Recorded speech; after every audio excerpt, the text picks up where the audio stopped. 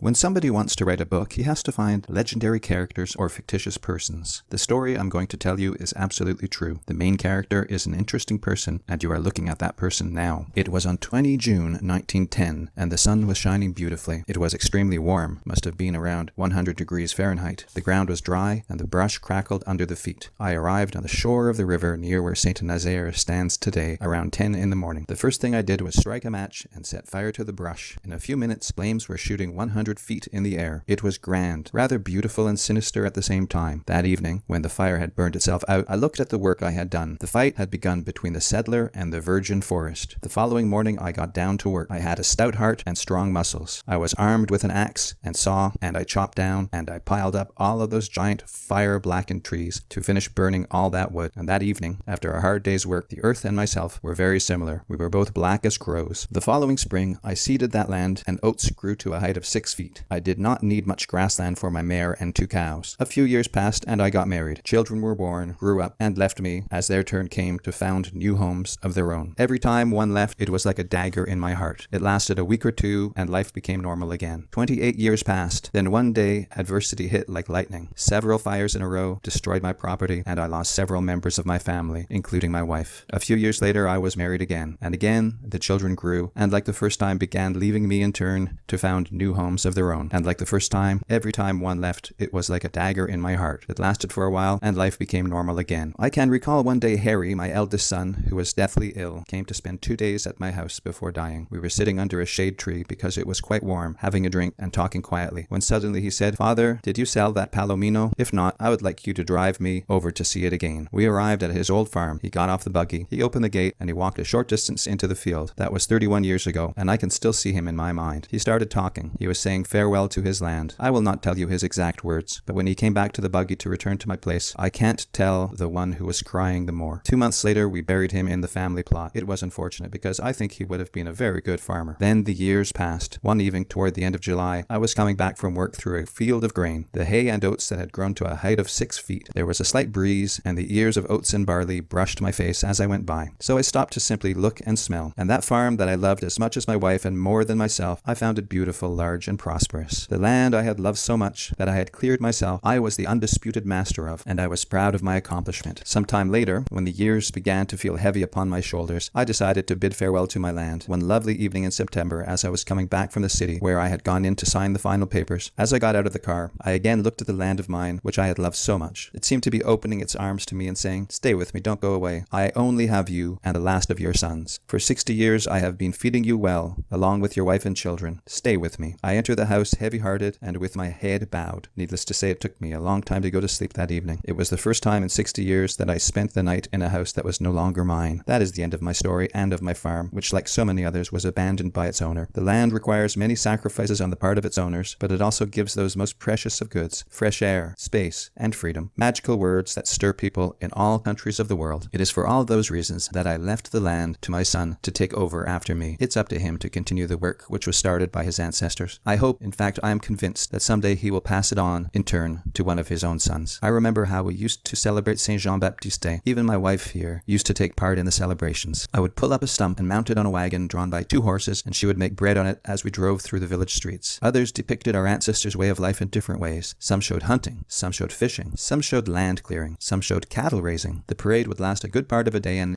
in the evening there was a large bonfire, and people danced around it and had a drink of scotch or brandy. We had a lot of fun, and we all felt like brothers. Of course, you had the visit of the authorities, such as the provincial member, the mayor, the federal member. They would come and share a meal with us. Oh, and we had a band, a violin and an accordion and a mouth organ. Then there were the cadets who used to parade and had their own band playing a march. That was entertainment to us at that time. There were horse races, even dog races, and we had a tug of war. Those celebrations, well, they are meant to commemorate our ancestors because they did something good right here in this region. They knew hardship, real hardship. I knew hardship myself. Keep in mind that when I arrived here, there were no roads. I was in the forest. I wrestled my land from the forest without any real planning. When I arrived here, I was 17 years old and I was alone. Do you know what I had for a companion? Only my books. I had left school at the age of 11 because then I had to go to work. It was time to start helping my parents because they could not afford to keep me in school any longer. There were too many of us for one farm, so we had to leave. I'll never forget that forest. The trees were big. There was birch and spruce, and of course that wood was not saleable, so I had to burn it. Every evening there was nobody around, so I would be alone. The nearest neighbor was 3 miles away. I had a small oil lamp, just like the one you see over there hanging on the tree. Of course, I had to sit close to the lamp to be able to read. Times were hard when I was was a young man. Today you won't find a really poor person around here. I consider myself rich compared to the early days. I raised 18 sons and 6 daughters. That's 24 in all. So I don't need to tell you that my wife worked quite a lot also. Look at her hands. That's not from spending time on the beach or a hotel. She worked. You see, I lost my first wife 36 years ago. I was a widower for 5 years. When I married this woman here 31 years ago, I had 11 children. Do you know how many she had? She had 13. 10 sons and 3 daughters. And I had 8 sons and 3 daughters. We brought them all up together. It was a lot of people around the table. 24. We had to feed them, clothe them, house them, send them away to school. If I tell you that I am the happiest man in the world and I had 24 children, that is just right. I don't have too many. I have a lot of affection for each and every one of them. They show me consideration. A lot of it. If you only have 1 or 2, you never know what will happen. But if you have 24 and one goes wrong, it's not too serious. When none of them goes wrong, it is even better. And none of my children have gone wrong. All of my children and their families join us once a year. The tradition is that January 1, they all come here. All of them. Normally, they get here about 2 days ahead of time. Last winter, we served breakfast for 125 people, and we had 125 for supper. I rent a hall, and I buy gifts for them, and we have a party. This is the traditional Quebecois New Year celebration. My grandsons and granddaughters total about 80. They are all my descendants. Even if I don't know all of their names by heart, great-grandsons in the 4th generation. There are 8 on the father's side and 8 on the female side, because we are all from 2 families. Yes, I am a true Quebecer. I love my province and I love my country. I don't go to Florida, I don't go over to Europe. The province is large enough, and there are lots of beautiful things to be seen right here. I like it here. Every fall in October when the leaves begin turning, it is absolutely beautiful. What do I think of the future of Quebec right now? It is very difficult to say. Even the authorities here and the members of the Legislative Assembly don't know where they are going. I voted for the Union Nationale. In the past, I have voted for the Socred or the Liberals. It depended upon the party and the men who were running. But I felt we had reached the point where the Liberal government didn't work anymore. I can still remember meeting a candidate for the Liberal Party in Lac Saint-Jean riding. His name was Scott, and he was the first Anglais I'd ever seen. That was in 1906 or 1907, and I must have been 9 or 10 years old. The only Anglais we'd seen before were tourists. Hardly anyone spoke English in the region at that time. By the way, Mr. Scott lost that election. I remember meeting Prime Minister Maurice Duplessis. He was a savior of the people, a great man. The province of Quebec will never produce another man like him again. He once said, cooperation yes, but assimilation never. He wanted the province to be French, but united with the rest of Canada. That impressed me very much, and this is why I will vote against the referendum.